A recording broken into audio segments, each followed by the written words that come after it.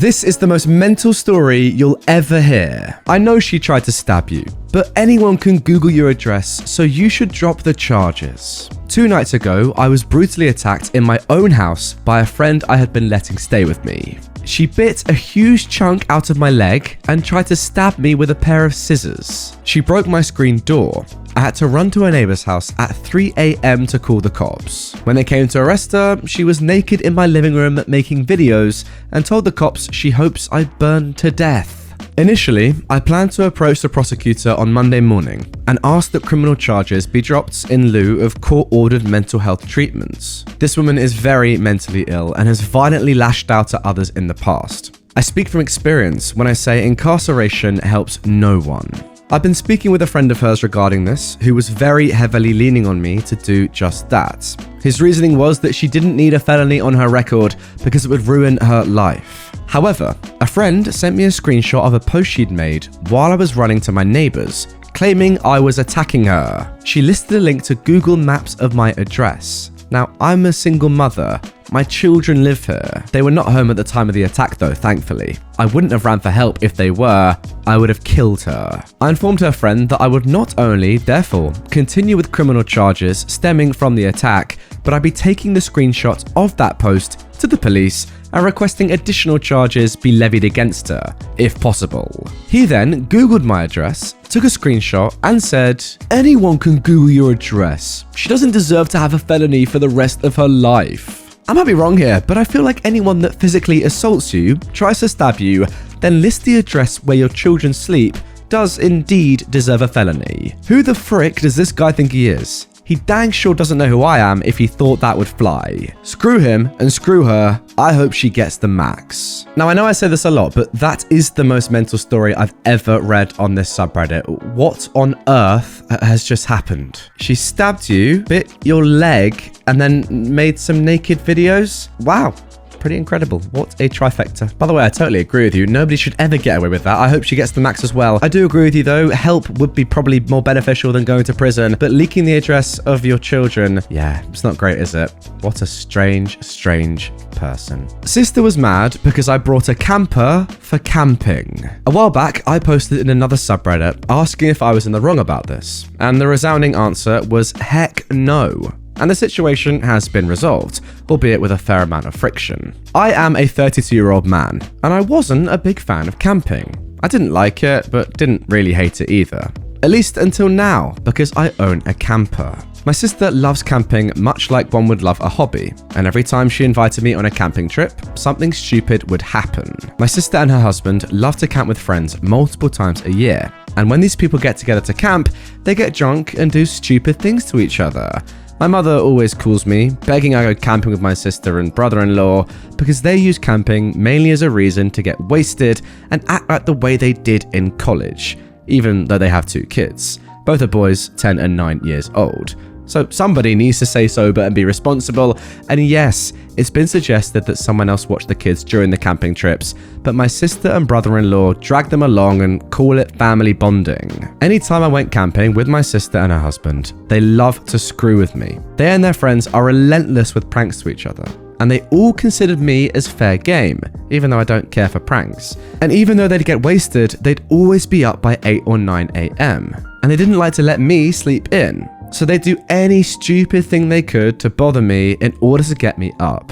The usual thing was to collapse my tent on me, but they also liked to make loud noises, like yelling, blaring an air horn, or had a boombox on max volume put right near my head through the tent walls. They also do this kind of stuff to each other and then some. A couple of years ago, my sister and her husband got ice water dumped on them in the morning, and they laughed it off. There have also been stink bombs in tents during the night, water balloons, stolen clothing, writing on faces with markers, etc. Last year, I brought one of those cots that's its own small tent, and they pushed me over in it like they were cow tipping. I'd had enough. So, this year I took some measures. Can I just say straight away, these people sound like the last people on earth I'd want to go camping with. I mean, look, getting drunk's fun, but getting up at 8 or 9 a.m. and doing this sort of stuff? Nah, you're alright. As I'd previously said, I only went along with the camping for the sake of my nephews, because they are dragged along. They're good kids. So this year I got online and found a used camper without telling anyone. Now of course they didn't expect to see it when I drove up to the campsite with it hooked onto the back of my F-150 4x4. My sister looked surprised, then not pleased when she saw it, but she didn't say anything about it. Everyone else seemed to love the camper though, and I gave them a tour. During the camping, all of the usual stuff happened, except anytime they tried to screw with me, I just went into my camper and locked the door, which also meant I got a better night's sleep. At around 8 AM, I heard someone outside fiddling with the doorknob. They were trying to get inside to prank me again.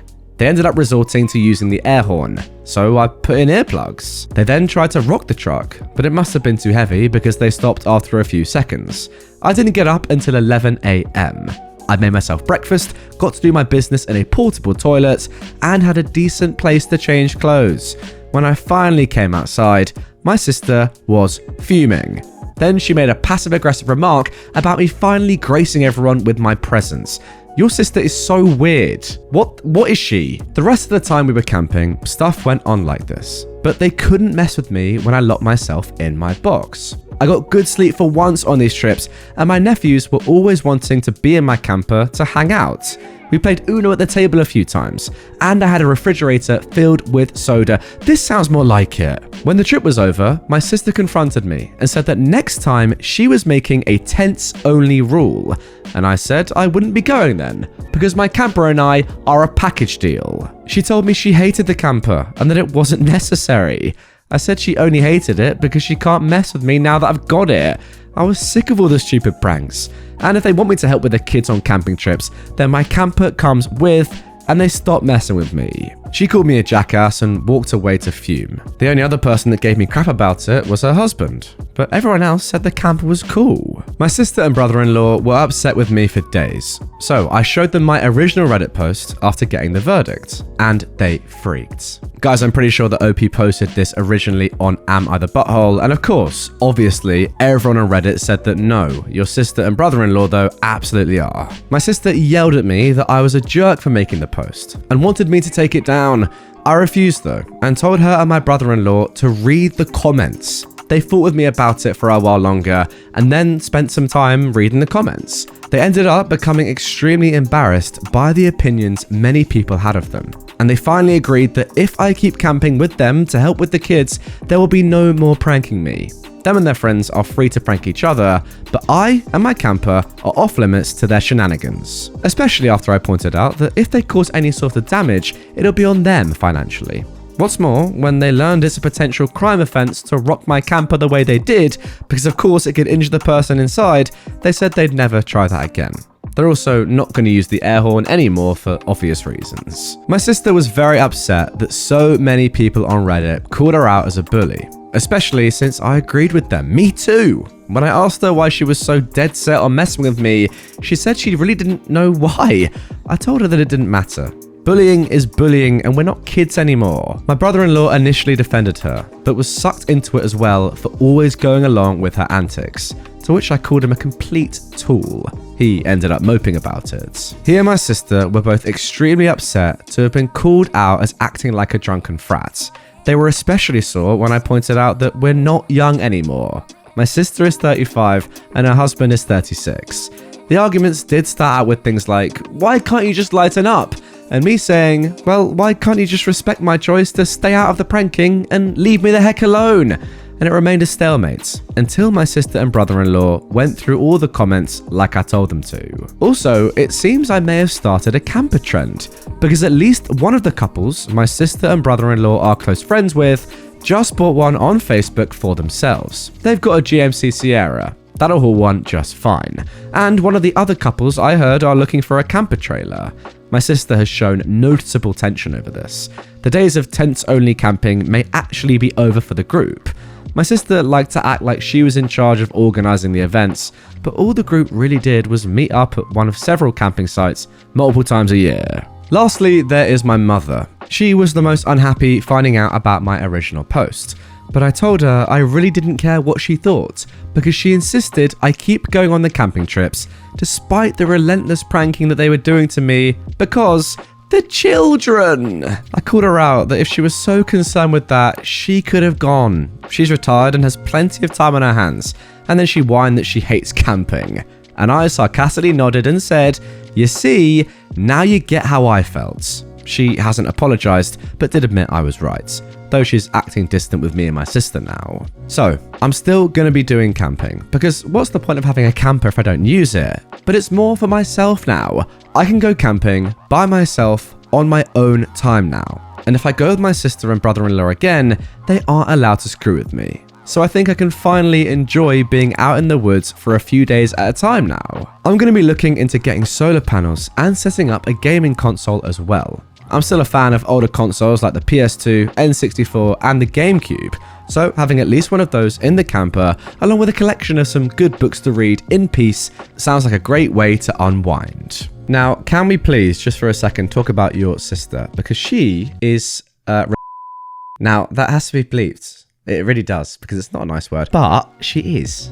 Like, what is she doing? None of those pranks are funny. Go back to bed, you clown. It's like 8 a.m. You've been, like, smashing the beers the night before. What are you doing? Nobody wants to be awake at that time. Least of all me. And least of all OP. Like, what are you... Why is that funny? Look, okay, the stuff that you did the night before, right? Having some beers with the fellas, camping. That sounds all right. Like, I don't like camping that much, but that sounds fun. Going and doing it with your mates and getting drunk and, you know, chilling out, having a good time. That is fun. Getting up in the early hours of the morning, probably extremely hungover, playing pranks on your friends. I mean, pranks. I mean, come on. Blowing an air horn. Are you 2 years old? Like, seriously. That's not funny. Go back to bed. Like, what are you doing? It's just so weird. Any of you play cool pranks like this? If you do, you're a loser. Okay? Sorry to say it, but it's true. Let's move on. Vindictive ex-wife illegally signed application to local HOA in my name. I'll start this off by saying that my ex is vindictive as hell. We've been fully divorced since about right before the pandemic started. We sold the house we shared, and I didn't have to pay her alimony because she cheated and we're in an at-fault state. It was messy since D-Day. Literally all of the stereotypes. First the sobbing, and then trickled truths saying, I love you, it was just one time, okay, it was 2 years, and then the gaslighting, followed by, I'm gonna take you for everything, before packing her stuff and walking out. I feel like I never really knew the woman my ex was in all the time we were together. We were married for 5 years and together for 7. And in 2 of those 5 marriage years, she had affairs with 3 other men. The final one being a foreign businessman of some sort from what I could find out. Yes, I got tested for STDs and was thankfully negative. Yes, she got pregnant by the final AP. And no, I didn't sign the birth certificate because I found out about all the affairs before the baby was born, thanks to a call from the first AP. My ex tried to go full scorched earth on me. But since we live in and were married in an at-fault state, she lost. Now, we didn't pay equally into our house, and the equity was divided 70-30, so I got a pretty good cash payout when I sold our marital home to put as a down payment on a different house closer to my job. It's a bit of a downgrade, but it suits a single guy in his 30s like me just fine. My ex did show up to my house once, but I refused to let her in. She complained to me that I'd financially ruined her in the divorce. I said that she was fully willing to do that to me first, and that she had the audacity to say it should have been me that had my life screwed over, and not hers. I laughed so hard and said it was karma. She yelled that she'd sue me for what was rightfully hers. I said that if she was gonna sue me, then go ahead, sue me. It would end up the same way in court because she's got nothing but a false sob story. She was the cheater, not me. Look, I'm no angel, but I didn't do anything to her, and she was the one who ruined our marriage. She then said that she'd tell everyone she could that I abused her. I said I'd sue her for defamation if she did, and that I was recording our interaction, and had those words saved to my phone. She went wide-eyed and her jaw dropped. The look people are calling the surprise Pikachu face. Then I asked why she was there, if not to just try and make trouble. Did she not have a new man in her life that knocked her up? She just huffed at me and said he isn't around much, and she's stuck in a tiny apartment living off his child support till he comes back. It was immature of me, I know, but I did the bit of playing the world's smallest violin. She yelled at me to go and screw myself, and I yelled back that I'd sooner do that than her anytime. She raged at me and then got in her car to leave, and I haven't seen her since. There is a homeowners association in my neighborhood, but I was not legally obligated to join it because the last owner of my house was not a member. I made sure of that through a real estate lawyer as well. The HOA had no grounds to force me to join, and they were not happy about it. The HOA president would show up with forms every week for the first month, demanding I sign them. Then she threatened to take me to court, to which I had to get a C&D sent to her from my lawyer to make a stop. So then instead she started harassing me by looking for any infractions she possibly could to report to the city. An inspector came out several times and found nothing wrong. In fact, I offered one of them a burger while grilling, and they graciously accepted. Did I mention that HOA hates barbecues and parties that aren't approved in advance? Well, they do. And I like to grill when the weather's good.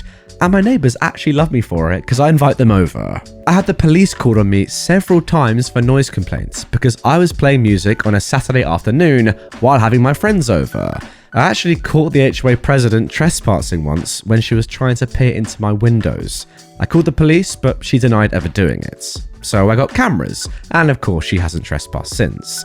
But I still got repeated passive-aggressive letters saying my cameras were not an approved addition to my house. Some months ago, I started getting letters for fines in the mail. And when I contacted the HOA, their representative claimed they had it on record that I joined and then needed to pay all fees effective immediately. I told them that was not possible. Then they emailed a scanned copy of the forms and they had a signature on them. But it wasn't mine. It was very similar in some ways, and I recognized right away as it being my ex's handwriting. She of course knew what my signature looked like, but it was a loose imitation at best. I got in touch with a lawyer right away over the forged signature, but the HOA still demanded to go to court, and it took 7 months before that happened. Meanwhile, they were stacking unpaid fines against me weekly and were threatening to put a lien on my house. We went to court and the HOA president looked very smug, but my lawyer pointed out how the signature wasn't the same as mine and was very inconsistent in the various forms.